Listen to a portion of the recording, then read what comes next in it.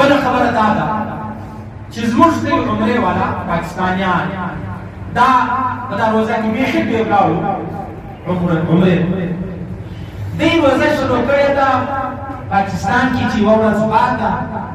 او لاړو سعودي لره اختر د دې هلته وڅه کول پکار دي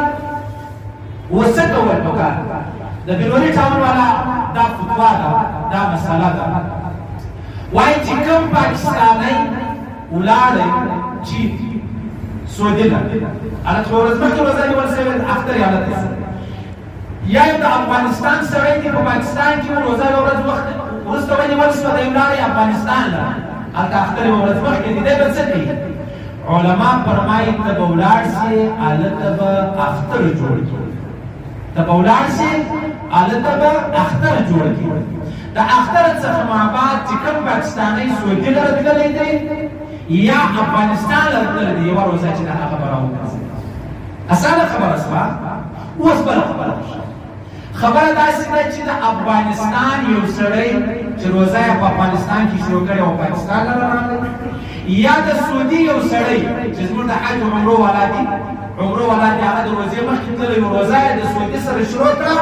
اوس پاکستان لره راغلی اختر لره په سعودي کې یوه ورځ مخکې اختر دی یا په افغانستان کې یوه ورځ مخکې اختر دی ځکه دوی روزه وختي نیولې ده اوس به دی څه چل کوي په پاکستان کې نو هلته اختر دی د ده یو دېرشمه روزه ده علما فرمایي یو دېرشمه روزه دې ونیسي دغسې به لږ شي د ټولو مسلمانانو سره چې هغه څه کوي دی دوی هغه تاسو سره اختیار دا دې نه کوي چې زه د سعودي سره راغلی یم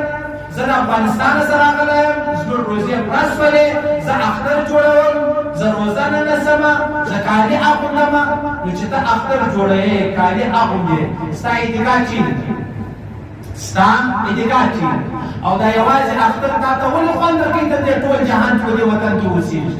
اسانه خبره مې در وښوله زموږ خلک لاړو سعودي لره یا افغانستان لره هلته اختر سو اختر کوي دا به نه وایي چې زه پاکستانی یم لحاظه زه نن روزه کومه سبا په پاکستان کې اختر دی زه دې اختر کوم وسم او یو سړی د افغانستان د سعودي سره لیدا نشي کېدی چې هلته اختر دی نو لحاظه زه دې ورسره اختر کوم نه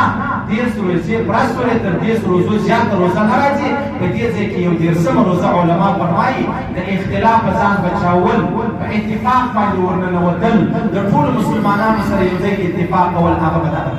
صحیح شولو اسانه خبره دا بیخي ډېرو ملګرو د عمرو والا چې دې هغه پوښتنه کړې وه نو په دې وجه باندې ما وویل چې ټیک ده صحیح ده په دې بیان چې دې هغه وشي